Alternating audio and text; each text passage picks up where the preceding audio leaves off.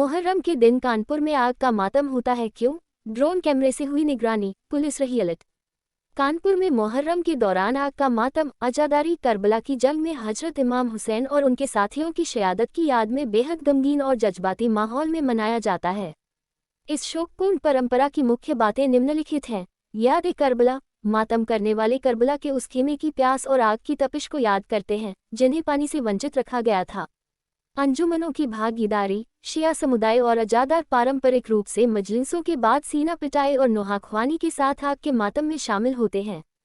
गंभीर अनुशासन, ये पूरी तरह से अकीदत, श्रद्धा और गम के इजहार का माध्यम है जिसे शहर के इमामबाड़ों और करबला क्षेत्रों में पारंपरिक सुरक्षा और शांति समिति के दिशा निर्देशों के तहत आयोजित किया जाता है।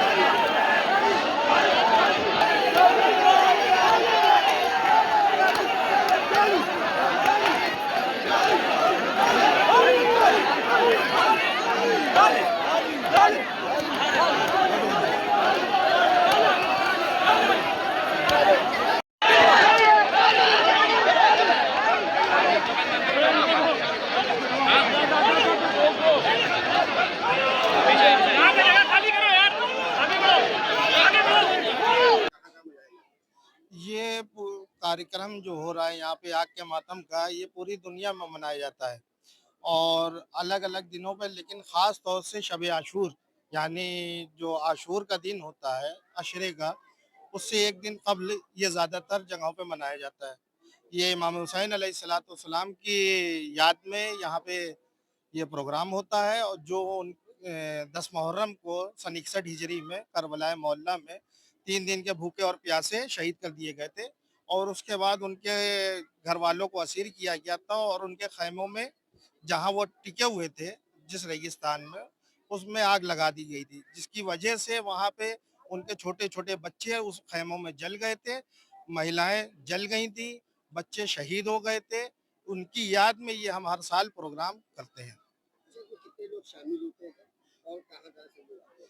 इसमें ये ग्वालटोली मकबरे के अंदर जो प्रोग्राम होता है, ये अंजुमन मोहम्मदी मोइनुल अज़ा की जानिब से होता है, जिसके हमारे महामंत्री सालिम हुसैन साहब हमारे साथ में खड़े हुए हैं और इसमें कानपुर से ही पूरे आते हैं लोग और ज़्यादातर जो है वो क्षेत्र के लोग रहते हैं और हर मज़हब व मिल्लत के रहते हैं, क्योंकि ये एक मानवता का पैगाम देता है। इस वजह से जो है ये प्रोग्राम कोई भी आ सकता है इसमें।